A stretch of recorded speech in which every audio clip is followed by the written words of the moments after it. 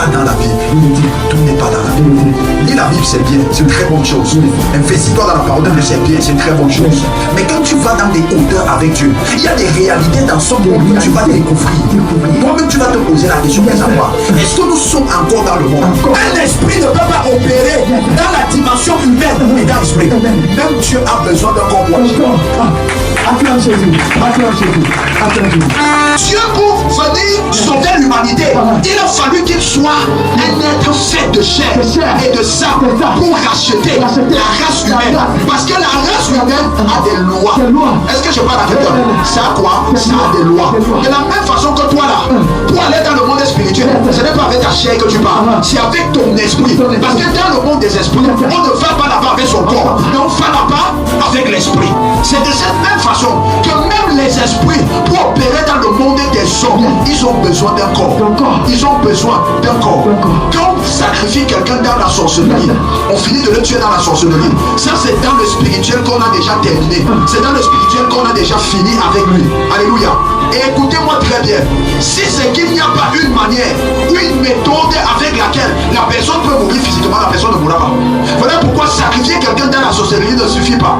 Il faut utiliser un moyen physique pour que la concrétisation se passe. Ils peuvent donc dire, ok, pour que ce que nous avons dit ici vienne à l'existence, il doit avoir une provocation d'une bagarre. Et là, l'esprit de la sorcellerie qui a été à l'origine du sacrifice de la personne va entrer dans le corps de quelqu'un. La personne va te provoquer et il te tue. Parce que l'esprit ne peut pas faire ça de lui. Est-ce que je parle à quelqu'un? Amen. Chaque esprit a besoin d'un corps pour agir. Chaque esprit a besoin d'un corps pour se manifester. Pourquoi? Parce que même les esprits, quoi qu'ils ont été créés supérieurs à nous, obéissent aux lois humaines. Et dans ce monde-ci, pour agir, il faut porter le corps d'un homme. C'est pour ça qu'il vient donc de l'au-delà. Il vient de l'au-delà en chair pour venir opérer, pour venir agir dans la vie. Quand vous entendez parler des couches de nuit, l'esprit pour coucher avec toi a besoin d'un corps. Il ne peut pas coucher avec toi dans sa forme spirituelle. C'est impossible. C'est impossible. C'est vrai. Dans le domaine des songes, tu es dans le spirituel. Mais cependant, c'est ton corps que tu vois. Tu vas donc voir un esprit qui va donc prendre la forme d'un corps. Parce qu'il ne peut pas venir vers toi sous sa forme esprit. Il ne peut pas avoir contact. Il faut qu'il prenne la forme d'un corps pour venir vers toi. Et pour qu'il y ait intercession. Vous devez savoir, dans le monde dans lequel on se trouve, il y a des esprits. Tu vois un homme en route, tu penses que c'est un homme ordinaire. Mais c'est pas un homme ordinaire. C'est un esprit qui a pris forme humaine pour venir tourmenter les vivants.